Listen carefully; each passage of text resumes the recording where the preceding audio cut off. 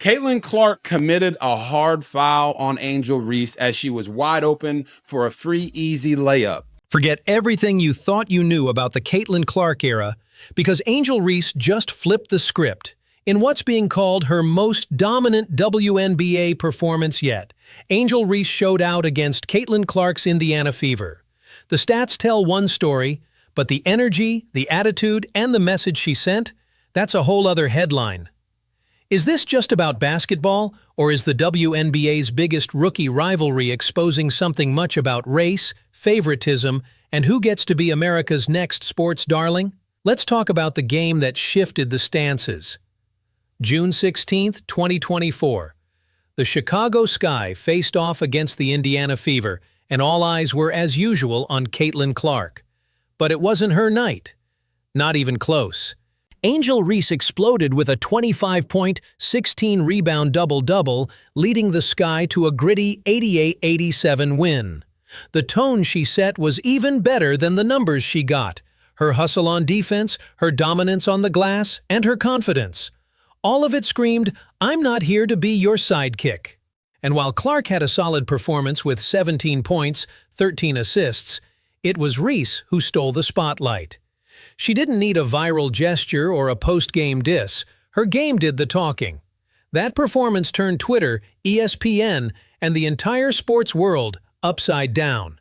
This isn't the first time Angel Reese has snatched attention from Caitlin Clark, and it probably won't be the last. Their rivalry dates back to the 2023 NCAA Women's Championship, when LSU beat Iowa, and Reese made headlines for taunting Clark with the "you can't see me" gesture. That moment ignited a firestorm. Some said Reese was classless. Others said she was iconic. The racial double standard was obvious. Clark had done the same gesture earlier in the tournament with little backlash. That clock is winding down. You got to close out with the hand up. Her hands were down, and Howard knocked it down, and that is a travel. Reese flags the pivot foot, gives the ball back to Indiana.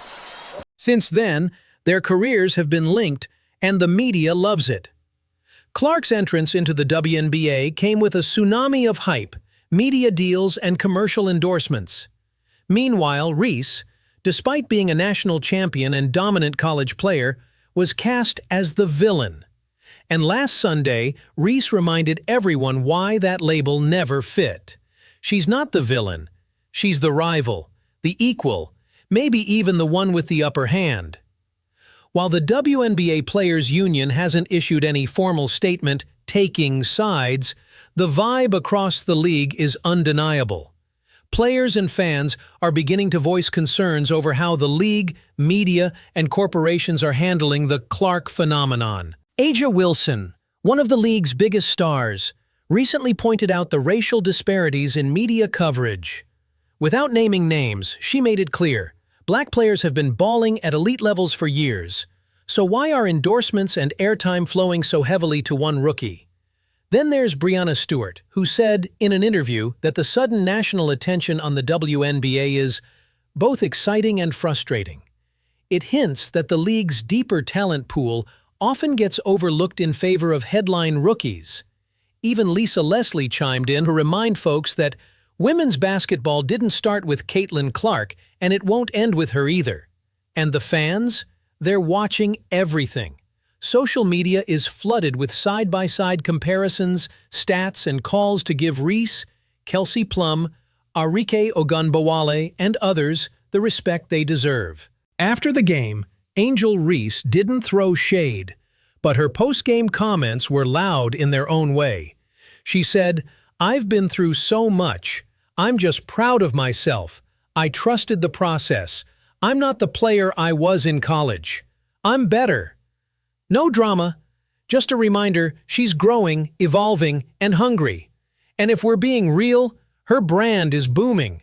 With multiple Nile deals still active and new brand partnerships on the horizon, Reese is setting up her own lane. She's accepting her identity as bold, outspoken, and unapologetic. She doesn't need to be the league's golden girl, she's already its disruptor, and the WNBA desperately needs one. Caitlin Clark still leads in jersey sales, viewership boosts, and media appearances. But Reese is catching up in what actually matters. Impact. She's a walking double-double. A tenacious defender, and now she's winning matchups. When the lights get brightest, she doesn't flinch. She dominates. More importantly, she's shifting the narrative. No longer just the player who taunted Clark. She's the one keeping it real, pushing the culture forward and reminding everyone that basketball greatness is about grit. Afternoon, a 7-0 Chicago run. Squeeze it out to Allen. Allen's mid-range short. Reese another rebound. Reese flips it in. Plus the foul. Angel Reese just dropped 25 points and 16 boards on the Indiana Fever, Clark's team. But here's the spicy aspect. This was a direct clapback in a growing culture war that's going on WNBA hardwood, and now the Players Union is stepping into the fire. Let's get this straight. This is not limited to points or rebounds. It's about who the WNBA will back, who gets protected, and who gets the narrative. Because following this now viral rematch, the WNBPA, that's the Players Union, made a bold move.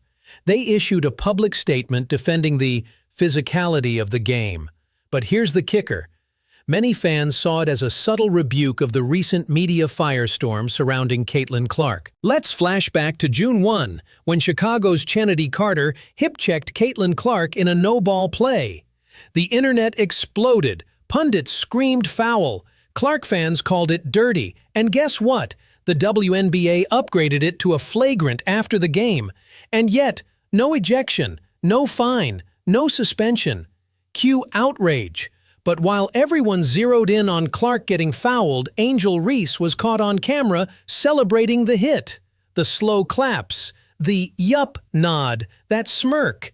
She didn't even try to hide it. Twitter, meltdown. Instagram, civil war. ESPN, full segment. The next day, Reese posted cryptic tweets. One simply said, "I said what I said." No names, no clarifications. But we all knew. That's when the WNBPA dropped their statement, saying, "There is a clear pattern of racist and misogynistic attacks against some of our players." Boom. They never mentioned Clark by name, but the timing, the context, unmistakable. This was a call-out of the online mob, a defense of Carter, and indirectly of Reese too. The union was drawing a line. Don't mistake physical play for violence. Don't cherry-pick who you protect. And you can feel the WNBA audience splitting right down the middle. On one side, Clark Nation, loud and loyal. They claim Caitlin is being targeted because she's the new face of the league. She's getting bullied for being white and popular. That's the narrative you'll find flooding Reddit, YouTube, Twitter threads. On the other side, Reese's camp, just as passionate, just as vocal, arguing that the second a black woman plays tough, she's labeled classless, ghetto, or dirty. That Caitlin gets kid glove treatment while the veterans, mostly women of color, get branded as jealous or bitter. Let's not act like ESPN hasn't picked sides. Caitlin Clark is the golden goose. The league's ratings? Skyrocketing. Her jersey? Best seller. Clark is the walking stimulus check the WNBA's been praying for, and that makes people nervous. But what the media fails to mention is this. Angel Reese is second in jersey sales. Not Aja Wilson, not Sabrina, Reese. She's bringing eyes too, especially younger black female fans who finally see someone playing with edge and zero apology. This rivalry is selling tickets, but it's also exposing a double standard in who's allowed to be confident and who gets demonized for it. After that June 1st incident, the Fever's next home game became a Caitlin Clark love fest, packed arena, standing ovation, signs reading "We stand with 22." Meanwhile, Chicago booed in warm-ups. Carter got hate mail. Reese had to limit her post-game interviews. It got ugly. When asked if she regretted her sideline clap after the Carter foul, she said this, "I play with passion. I'm not going to apologize for that." Let me repeat that. I'm not going to apologize for that. If Caitlin Clark is the humble assassin, Angel Reese is the unapologetic disruptor. It's Kobe versus Allen Iverson, Magic versus Bird. Different styles, but the same desire to dominate. And just when things were hitting a boiling point, boom! June 16, total Caitlin Clark versus Angel Reese. Round 3, national television, CBS, prime time, no gimmicks, no shoving, just buckets. And when the dust settled, Reese had the better game. Sky got the win. Clark took the L. It was poetic. For all the people saying she can't score, Reese dropped 25. For the crowd that said she only rebounds, 16 boards.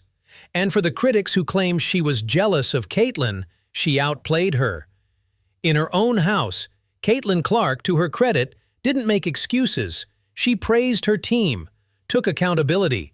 That's who she is. But Reese didn't hold back. I've been through more than y'all could imagine. Every single thing I do is under a microscope. But I'm still here, and I'm still winning. Mic drop. And guess what? It wasn't just WNBA fans watching. LeBron James, Kevin Durant, A'ja Wilson, and even Cardi B posted or reposted clips from the game. She humiliated Caitlin Clark by doing the one thing that silences everything. She won. And for the first time in this rivalry, there's no but. Angel Reese walked into Caitlin Clark's spotlight and stole the show.